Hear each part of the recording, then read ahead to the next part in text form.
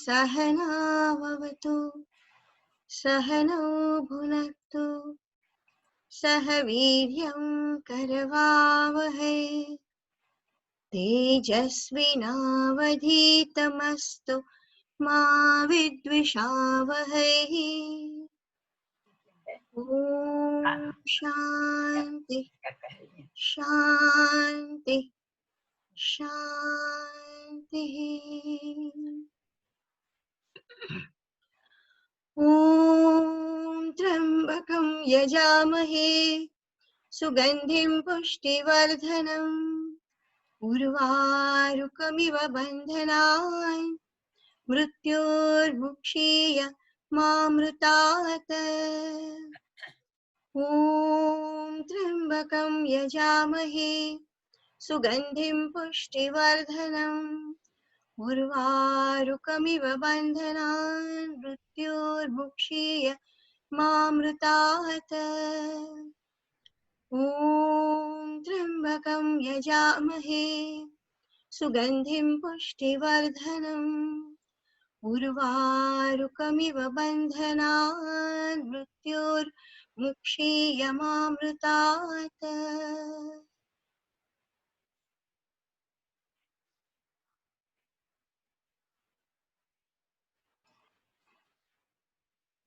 Shank. यमामृतात्। ॐ त्र्यम्बकं यजामहे सुगन्धिं पुष्टिवर्धनम् उर्वारुकमिव बन्धनात् मृत्योर्मुक्षीयमामृतात्। ॐ त्र्यम्बकं यजामहे सुगन्धिं पुष्टिवर्धनम् उर्वारुकमिव बन्धनात् मृत्योर्मुक्षीयमामृतात्। ॐ त्र्यम्बकं यजामहे सुगन्धिं पुष्टिवर्धनम् उर्वारुकमिव बन्धनात् मृत्योर्मुक्षीयमामृतात्। ॐ त्र्यम्बकं यजामहे सुगन्धिं पुष्टिवर्धनम् उर्वारुकमिव बन्धनात् मृत्योर्मुक्षीयमामृतात्। ॐ त्र्यम्बकं यजामहे सुगन्धिं पुष्टिवर्धनम् उर्वारुकमिव बन्धनात् मृत्योर्मुक्षीयमामृतात्। Shank, can you go now, please?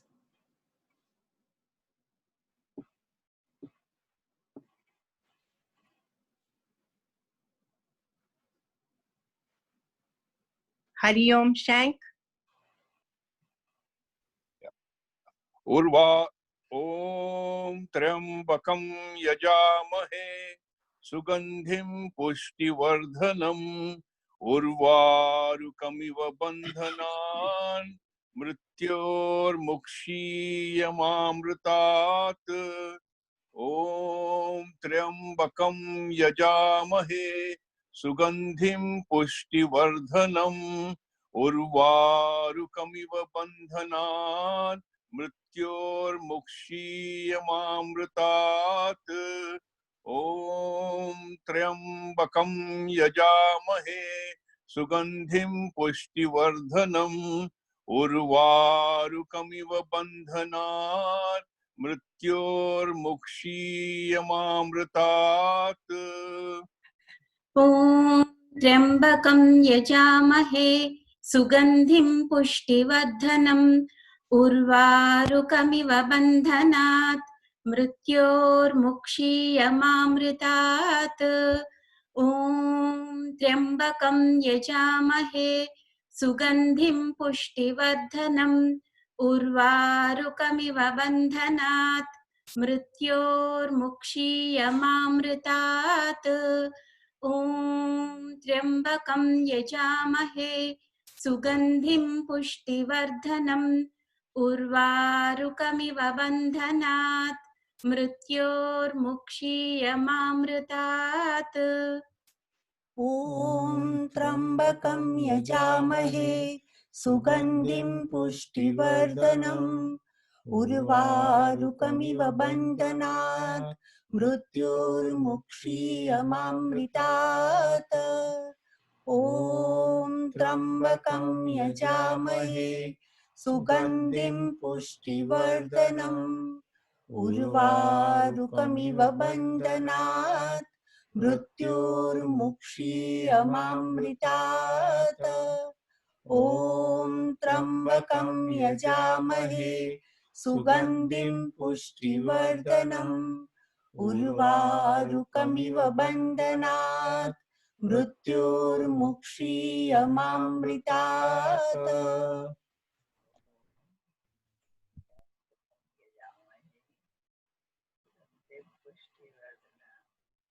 Tanasti.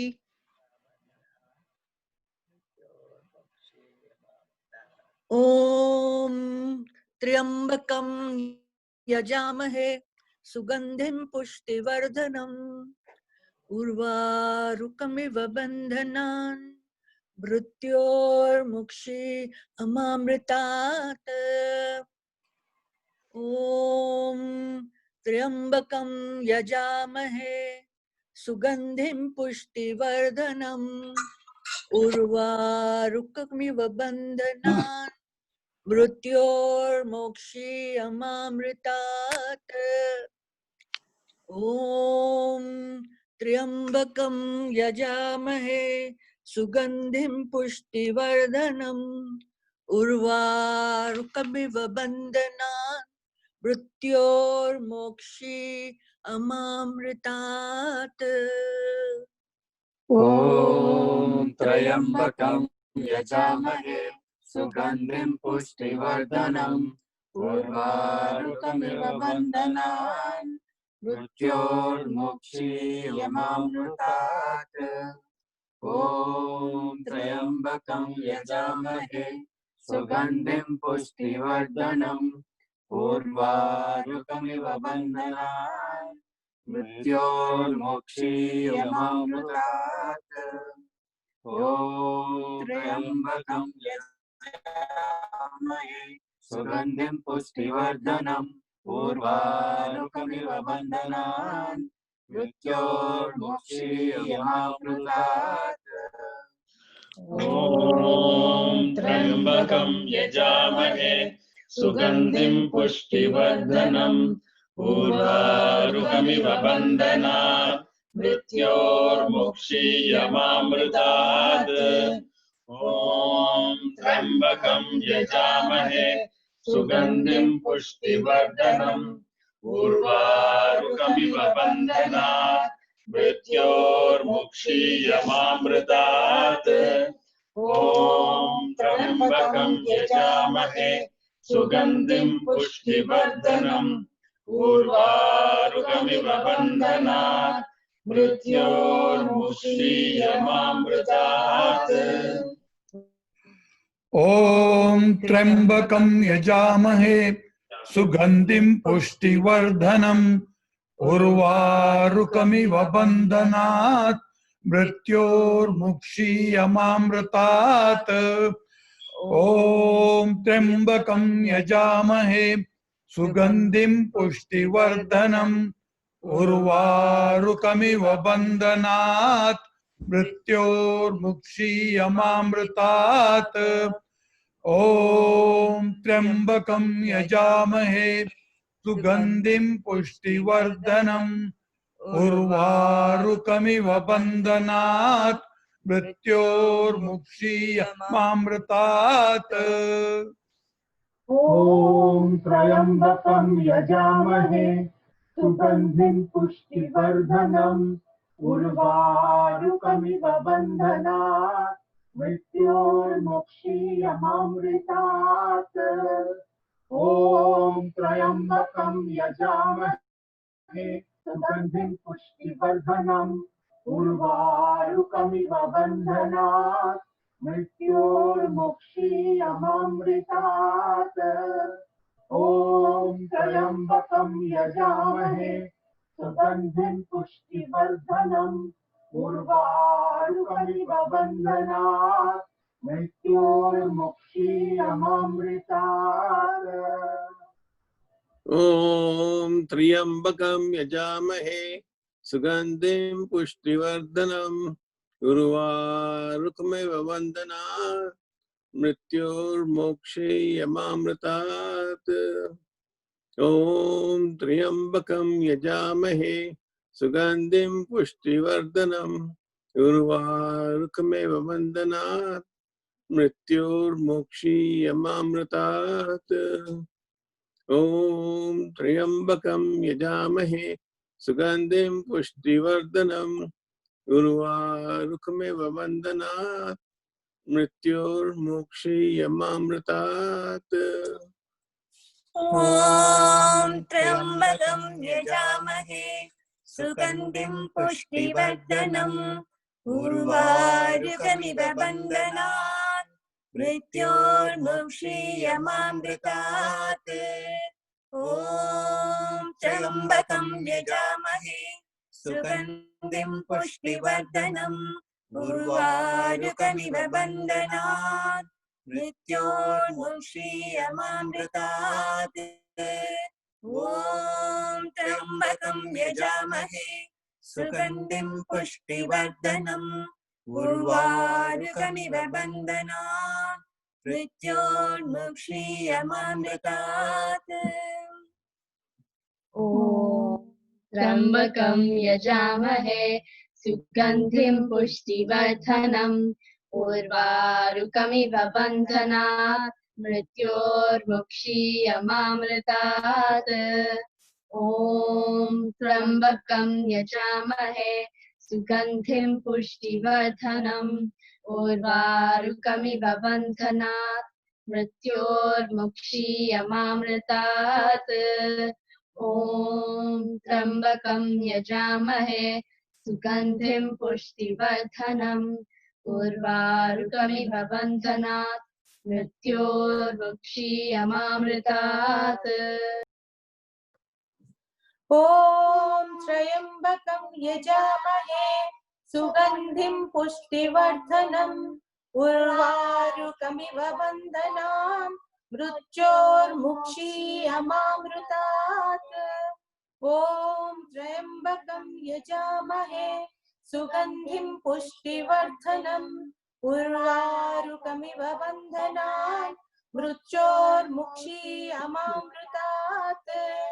ॐ त्र्यम्बकं यजामहे सुगन्धिं पुष्टिवर्धनम् उर्वारुकमिव बन्धनात् मृत्योर्मुक्षीयमामृतात्। ॐ त्र्यम्बकं यजामहे सुगन्धिं पुष्टिवर्धनम् उर्वारुकमिव बन्धनात् मृत्योर्मुक्षीयमामृतात्। ॐ त्र्यम्बकं यजामहे सुगन्धिं पुष्टिवर्धनम् उर्वारुकमिव बन्धनात् मृत्योर्मुक्षीयमामृतात्। ॐ त्र्यम्बकं यजामहे सुगन्धिं पुष्टिवर्धनम् उर्वारुकमिव बन्धनात् मृत्योर्मुक्षीयमामृतात्। ॐ त्र्यम्बकं यजामहे सुगन्धिं पुष्टिवर्धनम् उर्वारुकमिव बन्धनात् मृत्योर्मुक्षीयमामृतात्।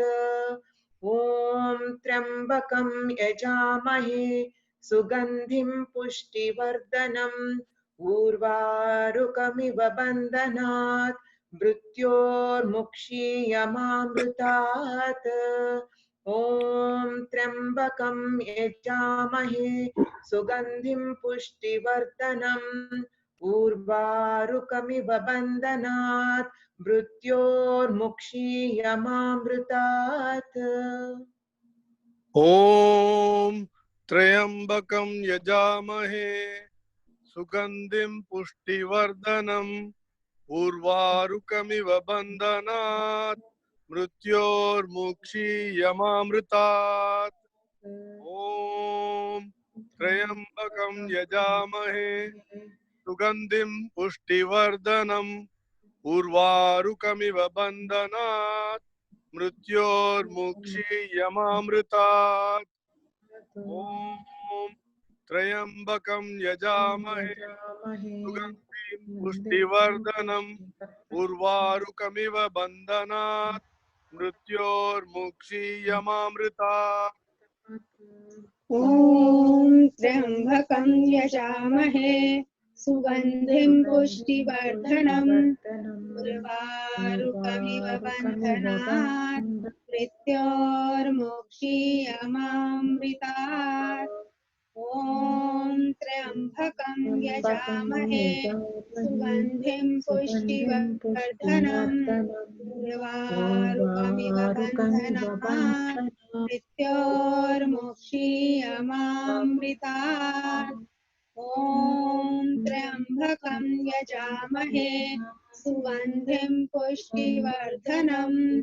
उर्वारुकमिव बन्धनात् मृत्योर्मुक्षीयमामृतात् ॐ त्र्यम्बकं यजामहे सुगन्धिं पुष्टिवर्धनम् उर्वारुकमिव बन्धनात् मृत्योर्मुक्षीयमामृतात् ॐ त्र्यम्बकं यजामहे सुगन्धिं पुष्टिवर्धनम् उर्वारुकमिव बन्धनात् मृत्योर्मुक्षीयमामृतात् ॐ त्र्यम्बकं यजामहे सुगन्धिं पुष्टिवर्धनम् उर्वारुकमिव बन्धनात् मृत्योर्मुक्षीयमामृतात् ॐ त्र्यम्बकं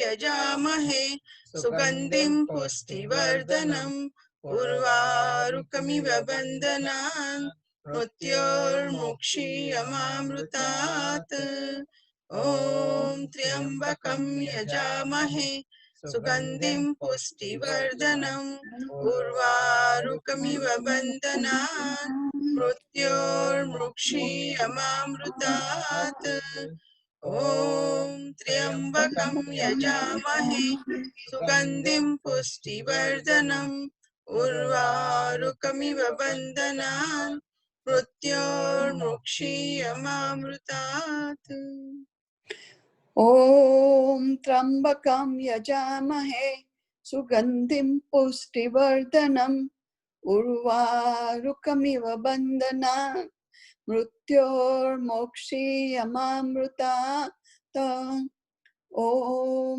त्र्यम्बकं यजामहे सुगन्धिं पुष्टिवर्धनम् उर्वारुकमिव बन्धनात् मृत्योर्मुक्षीयमामृतात् ॐ त्र्यम्बकं यजामहे सुगन्धिं पुष्टिवर्धनम् उर्वारुकमिव बन्धनात् मृत्योर्मुक्षीयमामृतात् ॐ त्र्यम्बकं यजामहे सुगन्धिं पुष्टिवर्धनम् उर्वारुकमिव बन्धनात् मृत्योर्मुक्षीयमामृतात् ॐ त्र्यम्बकं यजामहे सुगन्धिं पुष्टिवर्धनम् उर्वारुकमिव बन्धनात् मृत्योर्मुक्षीयमामृतात् ॐ त्र्यम्बकं यजामहे सुगन्धिं पुष्टिवर्धनम् उर्वारुकमिव बन्धनात् मृत्योर्मुक्षीयमामृतात् ॐ त्र्यम्बकं यजामहे सुगन्धिं पुष्टिवर्धनम् उर्वारुकमिव बन्धनात् मृत्योर्मुक्षीयमामृतात् ॐ त्र्यम्बकं यजामहे सुगन्धिं पुष्टिवर्धनम् उर्वारुकमिव बन्धनात् मृत्योर्मुक्षीयमामृतात् ॐ त्र्यम्बकं यजामहे सुगन्धिं पुष्टिवर्धनम् उर्वारुकमिव बन्धनान् मृत्योर्मृच्छीयमामृतात् ॐ त्र्यम्बकं यजामहे सुगन्धिं पुष्टिवर्धनम् उर्वारुकमिव बन्धनान् मृत्योर्मृच्छीयमामृतात् ॐ त्र्यम्बकं यजामहे सुगन्धिं पुष्टिवर्धनम् उर्वारुकमिव बन्धनात् मृत्योर्मुक्षीयमामृतात् ॐ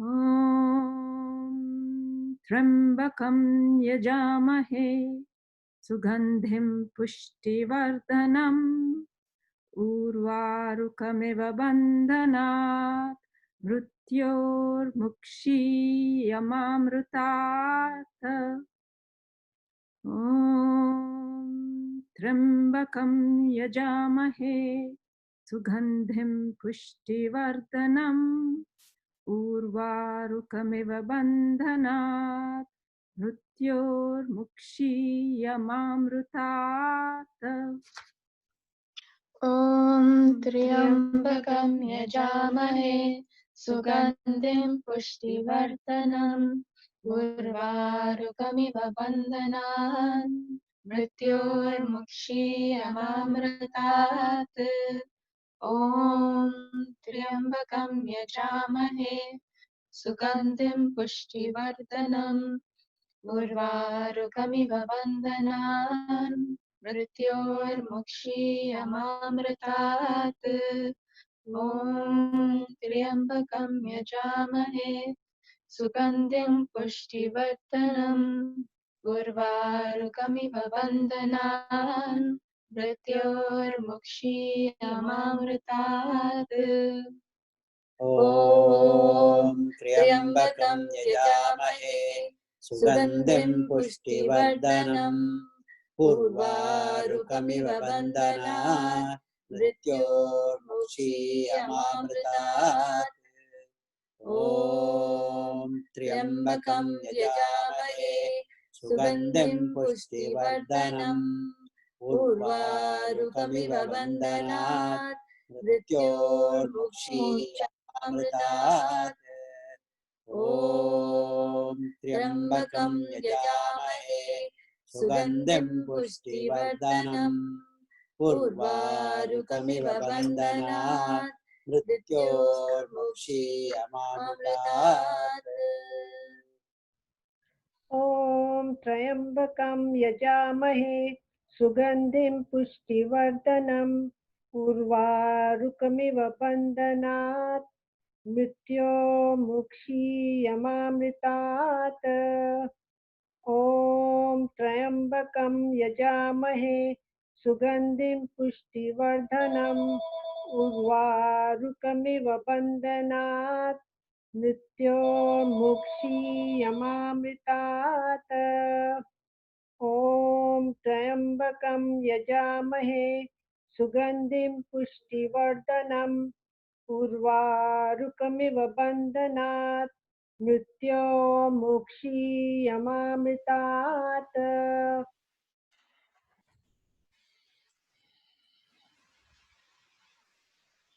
वैदेही जी। ॐ त्र्यम्बकं यजामहे सुगन्धिं पुष्टिवर्धनम् उर्वारुकमिव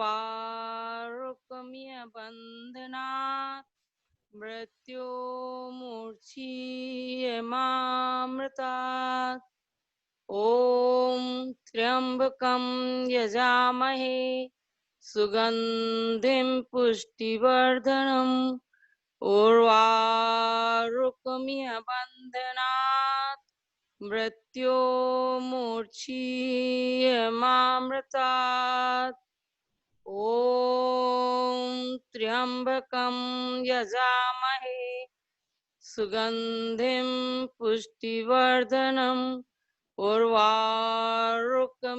बन्धनात् मृत्योर्मुक्षीयमामृतात्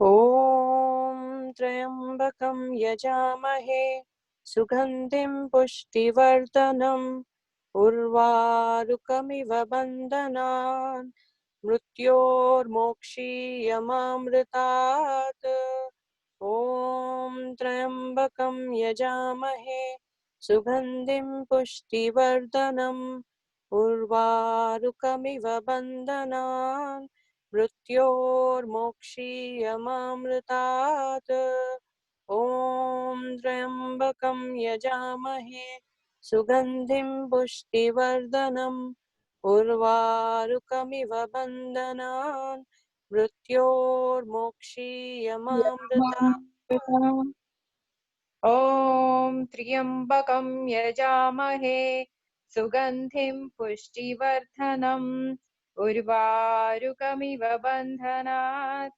मृत्योर्मुक्षीयमामृतात् ॐ त्र्यम्बकं यजामहे सुगन्धिं पुष्टिवर्धनम् उर्वारुकमिव बन्धनात् मृत्योर्मुक्षीयमामृतात् ॐ त्र्यम्बकं यजामहे सुगन्धिं पुष्टिवर्धनम् उर्वारुकमिव बन्धनात् मृत्योर्मुक्षीयमामृतात् ॐ त्र्यम्बकं यजामहे सुगन्धिं पुष्टिवर्धनम् उर्वारुकमिव बन्धनात् मृत्योर्मुक्षीयमामृतात् ॐ त्र्यम्बकं यजामहे सुगन्धिं पुष्टिवर्धनम् उर्वारुकमिव बन्धनात् मृत्योर्मुक्षीयमामृतात् ॐ त्र्यम्बकं यजामहे सुगन्धिं पुष्टिवर्धनम् उर्वारुकमिव बन्धनात् मृत्योर्मुक्षीयमामृतात् ॐ त्र्यम्बकं यजामहे सुगन्धिं पुष्टिवर्धनम् उर्वारुकमिव मृत्योर्मुक्षीयमामृतात् ॐ त्र्यम्बकं यजामहे सुगन्धिं पुष्टिवर्धनम् उर्वारुकमिव मृत्योर्मुक्षीयमामृतात् ॐ त्र्यम्बकं यजामहे सुगन्धिं पुष्टिवर्धनम् उर्वारुकमिव मृत्योर्मुक्षीयमामृतात् ॐ त्र्यम्बकं यजामहे सुगन्धिं पुष्टिवर्धनम् उर्वारुकमिव बन्धनान् मृत्योर्मुक्षीयमामृतात् ॐ त्र्यम्बकं यजामहे सुगन्धिं पुष्टिवर्धनम् उर्वारुकमिव बन्धनान् मृत्योर्मुक्षीयमामृतात् ॐ त्र्यम्बकं यजामहे सुगन्धिं पुष्टिवर्धनम् उर्वारुकमिव बन्धनान् मृत्योर्मुक्षीयमामृतात् ॐ त्र्यम्बकं यजामहे सुगन्धिं पुष्टिवर्धनम् उर्वारुकमिव बन्धनात् मृत्योर्मुक्षीयमामृतात् ॐ त्र्यम्बकं यजामहे सुगन्धिं पुष्टिवर्धनम् उर्वारुकमिव बन्धनात् मृत्योर्मुक्षीयमामृतात् ॐ त्र्यम्बकं यजामहे सुगन्धिं पुष्टिवर्धनम् उर्वारुकमिव बन्धनात् मृत्योर्मुक्षीयमामृतात् ॐ त्र्यम्बकं यजामहे सुगन्धिं पुष्टिवर्धनम् उर्वारुकमिव बन्धनान् मृत्योर्मुक्षीयमामृतात् ॐ त्र्यम्बकं यजामहे सुगन्धिं पुष्टिवर्धनम् उर्वारुकमिव बन्धनात् मृत्योर्मुक्षीयमामृतात् ॐ त्र्यम्बकं यजामहे सुगन्धिं पुष्टिवर्धनम् उर्वारुकमिव बन्धनात् मृत्योर्मुक्षीयमामृतात् Om Shanti Shanti Shanti. Hari Om Swamiji. Hari Welcome. Om, Hari Om, Hari Om. Thank you. Hari Om to Welcome. everybody. It is my absolute pleasure, privilege, and honor to say a little bit about my Guru, Puji Swami Prakashanand Ji, this evening to all the Omkara devotees. For those of you who may not know Swami Prakashanand Ji yet, he is a master of Vedanta philosophy and Sanskrit language, teaching from the youngest children the values of Hinduism all the way to taking as spiritual seekers to the zenith of Jiva Brahma Aikya. Swami Prakashanand Ji was born in California, not USA, in Trinidad and Tobago. The first time I heard we have to go to California, I'm like, what? While studying for the bachelor's degree in political science and philosophy from York University in Toronto, he met Pujyat Swami Chinmayananda during a Jnana Yajna and soon joined the Brahmachari course at Chinmaya Mission Mumbai in 1991 for the study of the scriptures. Upon completing his studies, he was named as Brahmachari Prem Chaitanya in 1994, and he conducted, even after that, came lots of time to Chicago to conduct our youth camps. I mean the college students camps. And he was assigned there after that to give discourses at various Chinmaya Mission centers in India and Nepal. And then Premji, when he returned to Trinidad in 1997, he established the Chinmaya Mission in Trinidad. Swami Tejamananji initiated Premji into sannyasa as Swami Prakashananda on Mahashivratri of 2005.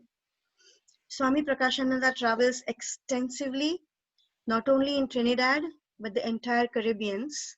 Not only that, USA, Canada, and UK for spiritual discourses. Swamiji is also the principal of Chinmaya Vidyalaya, 7 branches in all, just in Trinidad and Tobago. It's the only one in Western Hemisphere. Swamiji is the Acharya has been the Acharya of 3 residential courses so far. I am the 3rd batch. Again, the only one in the Western Hemisphere and one of 5 in the entire world. Swamiji is an absolute pinnacle of grace, practicing what he preaches. Now, on the lighter side, he makes the best chai in the world.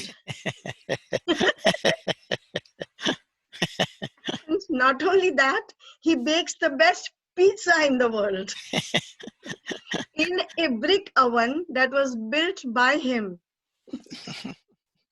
He also loves to fix broken cars. We have seen it. Now, to experience all of this firsthand, we all need to go to Trinidad and Tobago in 2023, I guess now, for the Mahasamadhi camp. Yes. And Swamiji can say, if he wishes, a little bit more about it. And welcome, Swamiji.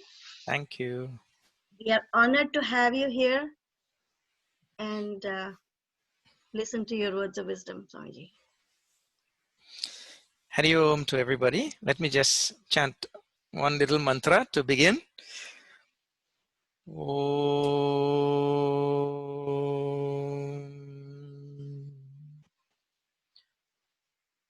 Om Samastajana Kalyane Niratam Karunamayam Namami Chinmayam Devam Sadgurum Brahma Vidwaram Gurur Brahma Gurur Vishnu Gurur Devo Maheshwaraha Guru Sakshat Param Brahma Tasmai Shri Gurave Namaha. Hari Om. I will also chant Mahamrityunjaya mantra once. Since all of you have been chanting all evening, let me also chant before I start talking about this great mantra. Om Trambakam Yajamahe Sugandhim Pushtivardhanam Urvarukamiva Bandhanan Mrityor Mukshiyamamritat. Om Shanti Shanti Shanti. Mahamrityunjaya mantra was given by the great sage Vasishtha, and it appears in our Rig Veda. In fact, it appears several places. Of course, Rig Veda being the oldest, that would be held to be the source of this mantra. Rig Veda, it also appears in Yajur Veda and also in Atharva Veda and in Shiv Purana also. And in the Rig Veda, it was given by the great sage Vasishtha. He's the seer of this mantra, and Vasishtha's name, all of you will be knowing. He's a great exemplary sage of all times. So he was the seer. All the mantras in the Vedas are seen by sages, and so they have their source in the cosmic mind, and the sage is able to see that mantra, pluck it as it were, and then utter it for all of us. And then that is collected as Vedas. So the Mahamrityunjaya mantra, which many times is also called as Mrityunjaya mantra, many times called as Rudra mantra, and Mrita Sanjeevani mantra also. You will see different names for this mantra. Mrita Sanjeevani. So this Mahamrityunjaya mantra is a very, very powerful mantra that is meant for two main things. Here at our transactional, vyavaharik level, in our transactional world, in all the things we are engaged in every day, all of us want prosperity, all of us want good health, and we want to move up and move ahead in a very peaceful way, in a very harmonious way. So for our general well-being, here at our vyavaharik level, at our transactional level, this mantra is chanted. Then the second thing is, the mantra is also chanted for moksha, enlightenment, liberation, coming out from samsara. So these two things we'll see now briefly. We don't have much time, but let me tell you now. See the meaning of the mantra itself. Om Trambakam Yajamahe Sugandhim Pushtivardhanam. The verb in the line is Yajamahe. We worship, we sacrifice to, we adore. Who? Trambakam. Trambakam means Lord Shiva, the three-eyed one. So that is Lord Shiva. Three-eyed one means Lord Shiva, which we know from our Puranas, which we know from our Shastras. But three-eyed one also is he who is Trikaladarshi. Trikaladarshi means he who sees past, present, and future. And for one to be Trikaladarshi, one has to be really the unchanging reality. The unchanging reality that is still and unmoving, achalam, who can see all that is transpired, all that is in front now, and all that is to come. If one is moving along and not still, one is not able to see that. It is like counting cars on the street. If one is stationary, then only we can see those cars which have gone, those cars which are in front of me now, and the cars which are coming. But if I am moving along in one of those cars, then I cannot see, I cannot count, you see. So Trikaladarshi at a deeper level really means one who is able to see past, present, and future.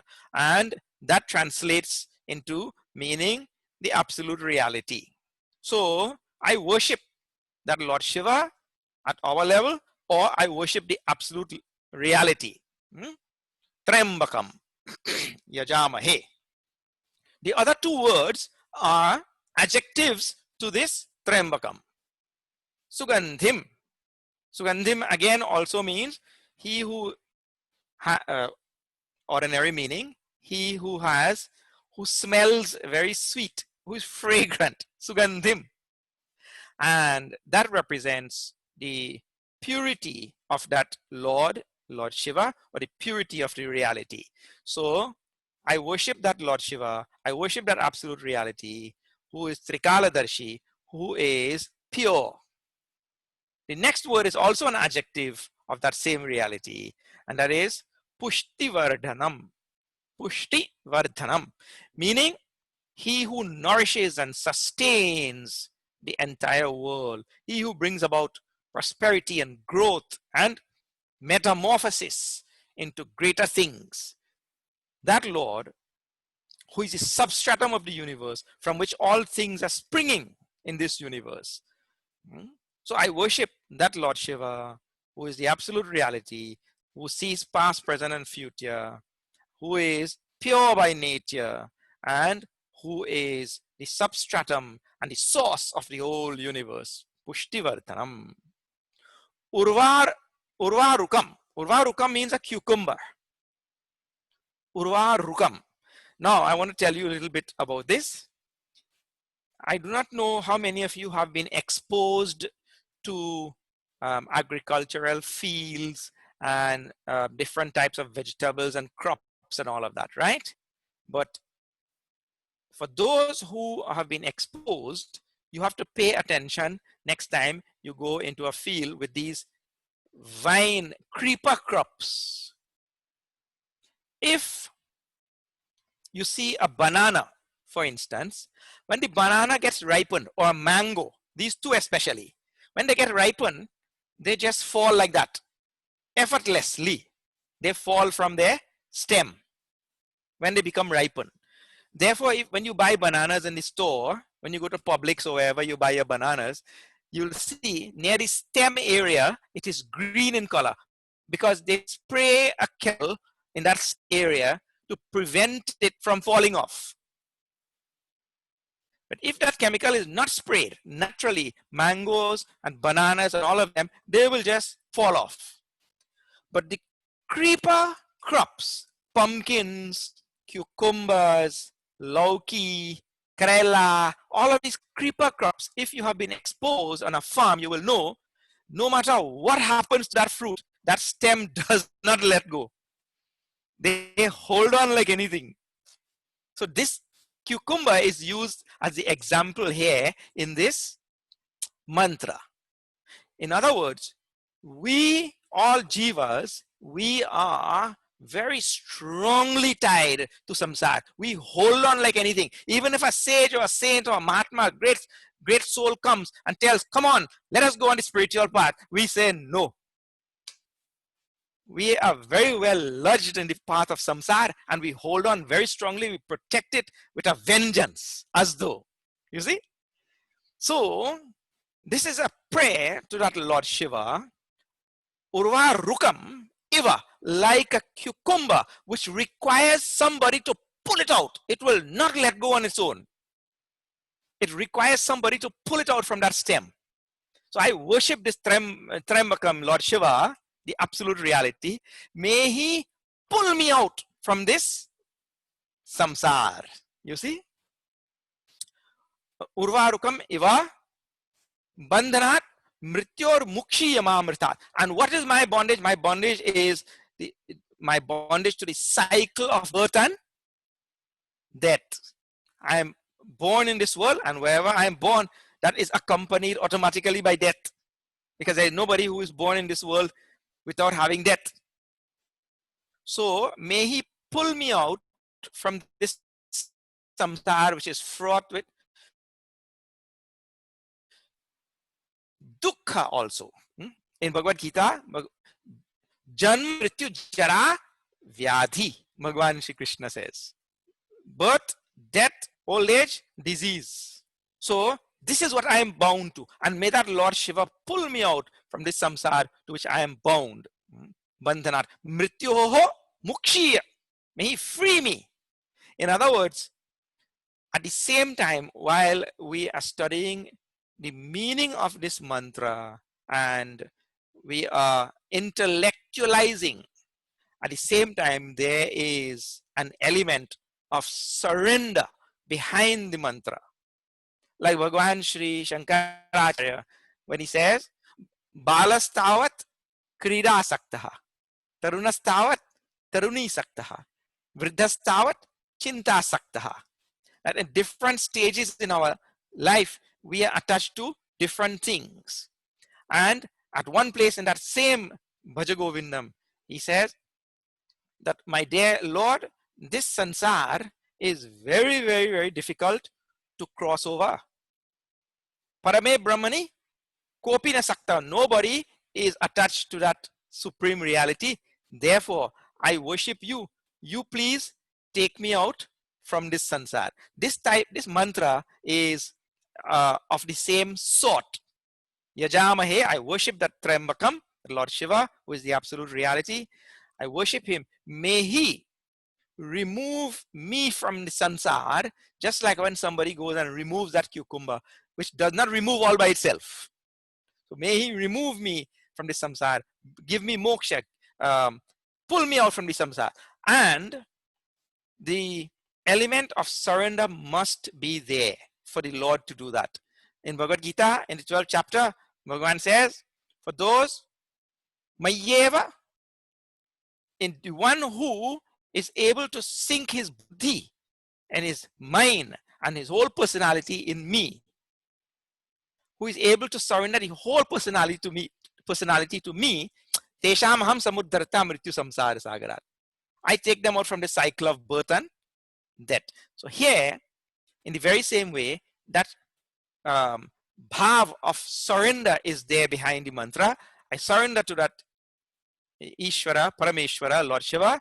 May he remove me from the samsara. And the last phrase is very, very instructional. Mrityor mukshiya mamrita, ma amritat. May he see to it that I am never divorced from immortality. May Lord Shiva see to it that I am never divorced or separated from immortality. Ma amritat. May he never pull me away from or cause me to fall away from that state of immortality, from the state of absolute reality. So that very powerful mantra meant for our own progress and prosperity and good health and all such things at our transactional level, and also a mantra meant for our own liberation, mukti, coming out from the cycle of birth and death. And the deity involved is Lord Shiva, who is himself the absolute reality, and the seer of the mantra is the great sage Vasishta, and the source of the mantra is the Rig Veda. This is, in summary, the Maha Mrityunjaya mantra. Okay, Hari Om. Hari Om. Sheila ji. Thank you, Swamiji, for taking the time out and sharing some of your wisdom with us. And for those who don't know, in Trinidad is by the right by South America, and he's only 1 hour ahead. So hopefully it's not that late. It's only 8 p.m. over there. Yes. If someone asks you to do something 1,080 times, I know everybody will say, oh my gosh, I don't think I can do something that many times. find some excuse. I don't have time to do this, or that. But something we have done today marks the 1,080 times we have chanted the Mahamrityunjay mantra. This is our 10th time. We actually started on April 13th with Swami Sharananda, who came and did our first one. And we're so happy that you were able to grace our 10th anniversary. So 1080. So 1080, not only did we chant it with the right bhavana and understanding, which you gave us. So every time we go into the garden now, we'll definitely think about it when we pluck that cucumber.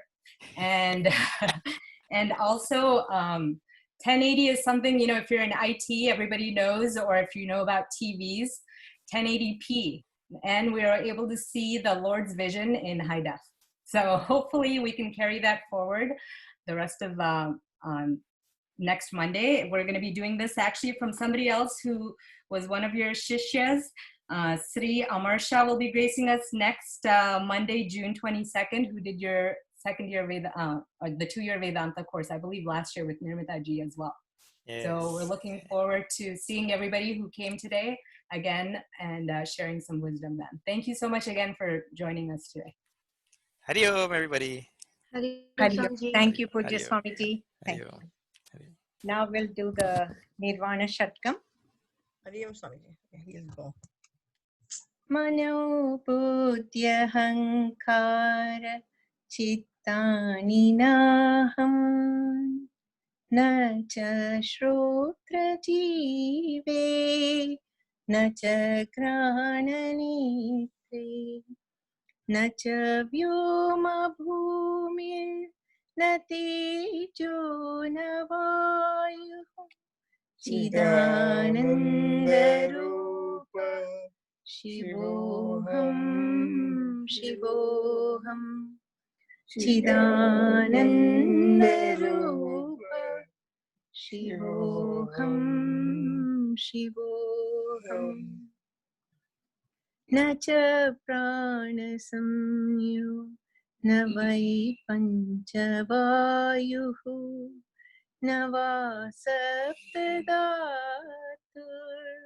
Na va panchakoshaha Na vakpanipadam Na chopastapayu Chidananda Rupa Shivoham Shivoham Chidananda Rupa Shivoham Shivoham Nami Dvesharakho Nami Lopamoho Madho Naiva Me Naiva Matsarya Bhavaham Na dharmo na charto na kamo na mokshaha Chidananda Rupaha Shivoham Shivoham Chidananda Rupa Shivoham Shivoham Na punyam na papam Na saukyam na dukkham Na mantro na tirtam Na vida na yajnaha Aham bhojanam naiva bhojyam na bhokta Chidananda Rupa Shivoham Shivoham Chidananda Rupa Shivoham Shivoham Nami Mrityu Shankha Nami Jati Vedaha Pita Naiva Me Naiva Mata ne Janma Na Bandhu Na Mitram Guru Naiva Shishyaha चिदानन्दरूप शिवोऽहं शिवोऽहं चिदानन्दरूप शिवोऽहं शिवोऽहम् अहं निर्विकल्पो निराकाररूपः विभुर्व्याप्य सर्वत्र सर्वेन्द्रियाणां सदा मे समत्वं न मुक्तिर्न बन्धः चिदानन्दरूपः शिवोऽहं शिवोऽहं चिदानन्दरूप शिवोऽहं शिवोऽहं शिवोऽहं शिवोऽहं शिवोऽहं शिवोऽहम्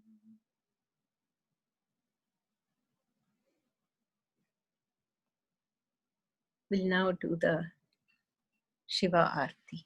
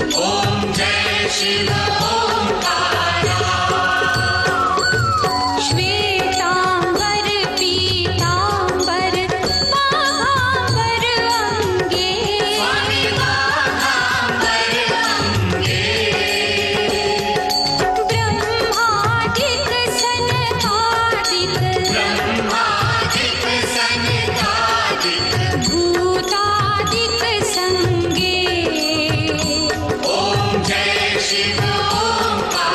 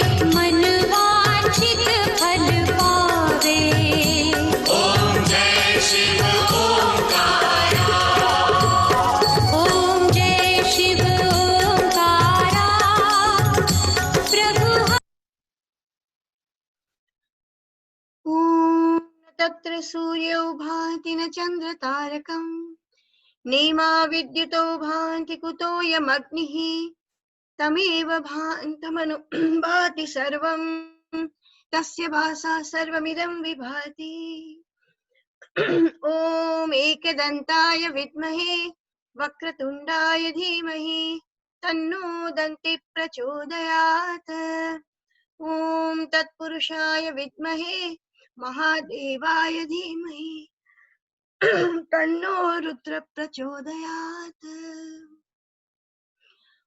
ॐ सद्गुरुदेवाय विद्महे परब्रह्मणे धीमहि तन्नो गुरु प्रचोदयात् हरि ओम तत्सत् हरि ओम Hari Om, everyone. Thank you all for joining us. Thank you, Hari Om. Nirmita ji. Hari Om We'll see you all Hari Om. next week.